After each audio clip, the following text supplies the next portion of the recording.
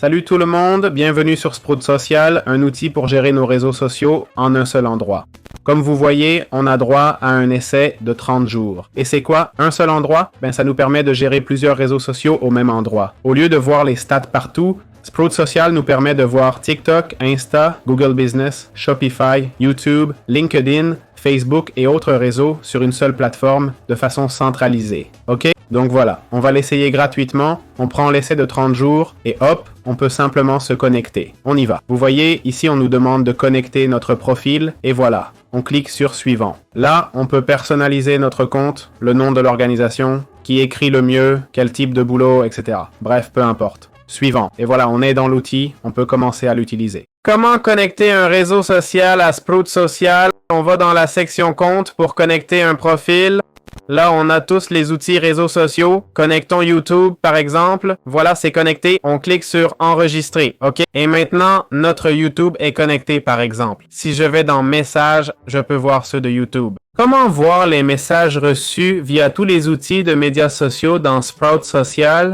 On va dans Smart Entry où on peut voir tous les messages privés et sauvegardés et l'approbation des réponses et tous les messages qu'on a reçus. Ici, on voit des marqueurs négatifs, neutres, positifs. Si une réponse est recommandée ou non. Service client et risque élevé pour la marque. À quoi ça sert? Pour classer les messages et appliquer des filtres. Par exemple, je veux les messages YouTube prioritaires. Dans ce cas, rien n'apparaît. Plus de filtres. On peut aller dans les cas et, ou plutôt, classer les réponses et sélectionner celles recommandées. Mettons ceux sans réponse nécessaire. Certains ne nous le disent pas. Donc, réponse recommandée et on peut ajouter des filtres. Sentiment, peut-être négatif ou positif si on veut juste remercier. Voilà, c'est aussi simple que ça. Alors, comment voir les stats de nos réseaux sociaux dans une seule section de Sprout Social? On va dans Rapport et là, on peut voir les performances de chaque plateforme, ok? Comme les performances des vidéos YouTube, par exemple. On y entre et on peut voir chaque vidéo individuellement, compris? Là, on est dans les profils par réseau, mais l'idéal serait d'aller sur plusieurs réseaux pour voir les performances globales. Ici, plein de données ne s'affichent pas car le compte vient d'être connecté. Il nous informe. On collecte vos données pour un profil connecté. On ne peut pas montrer les données avant la connexion, ni celles des profils déconnectés ou des dates spécifiques. Les données du jour prennent 24 heures et celles de croissance jusqu'à 3 jours pour être graphées.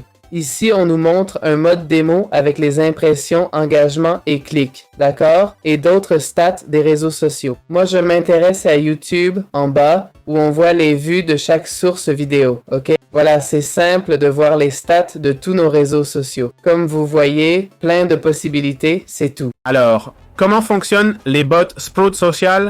En gros, on va dans Bots et on a divers modèles de bots, des vierges et autres. Ici, on trouve essentiellement des bots. Apparemment, c'est juste pour X. Non, YouTube n'apparaît pas. Ça nous dit « Service client, créez un bot pour aider vos clients ». Quand quelqu'un vous contacte sur X, ça répond automatiquement. Génération de leads, créez un bot qui génère des prospects pour votre business. Là, on aurait le bot. OK? On choisirait le profil et on cliquerait sur Sauvegarder. Autoriser les DM de tous. On permettrait, on accepterait. On entre le nom du chatbot, sa description, le nom et on sauvegarde. OK? Et là, on a plein de variables. Vous voyez? On peut personnaliser, c'est basiquement « Merci de nous contacter ». OK? Il nous dit « On aimerait en savoir plus sur vous dans la bonne direction. On a déjà collaboré, vous pouvez toujours taper moins pour recommencer. » Il nous dit « Clic de l'utilisateur. » Oui, non. S'il dit oui, « Salut, comment peut-on t'aider? » Donne un avis FAQ, ressources, parle à quelqu'un. Et voilà, chaque message indiquera qu'une personne répondra manuellement à notre question. OK? Donc, on automatise pas mal le processus comme ça, d'accord? Et on peut le supprimer. D'autre part, on peut créer un bot qui guide les utilisateurs vers nos produits. On peut concevoir un bot qui partage du contenu utile, OK? Etc. Bref, ce serait des automatisations de chatbot, d'accord? Tu crées un modèle vierge et tu commences à créer des variables, OK? Comme celle qu'on a vue dans l'exemple du modèle oui ou non, de si telle réponse, ça arrive, si telle autre, ça arrive, ou si tel mot, ça fait ceci, etc. Voilà, c'est aussi simple que ça. Comment publier avec Sprout Social? Allons sur Sprout Social, d'accord? On clique sur Publier. Ici, on voit le calendrier et plein d'autres choses. On va cliquer sur Planifier la publication. On écrit Salut, on ajoute l'image, on indique si c'est un brouillon ou non. D'accord? On ajoute les tags, la campagne, etc. Comme vous voyez, ça sera envoyé sur le réseau X. OK? C'est indiqué ici. Là, je n'ai pas d'autres options, donc ça ira là, d'accord?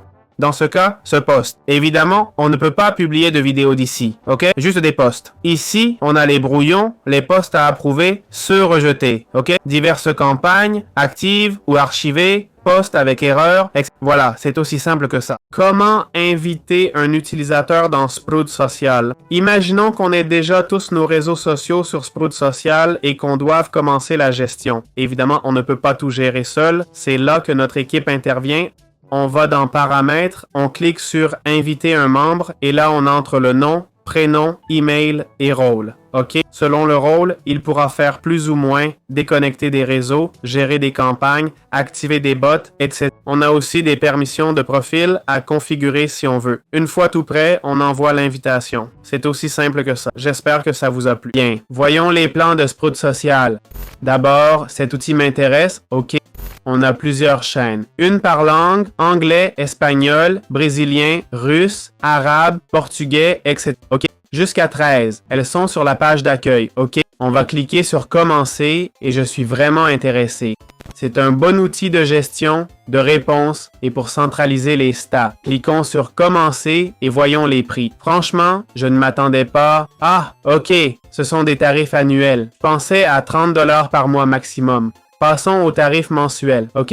Et bon, le paiement mensuel, mais non, ça ne fait pas la conversion. Si, il dit mensuel, mais facture le même montant. Allons voir ça. Ah non, c'est bien le prix, les gars. Pardon, paiement annuel.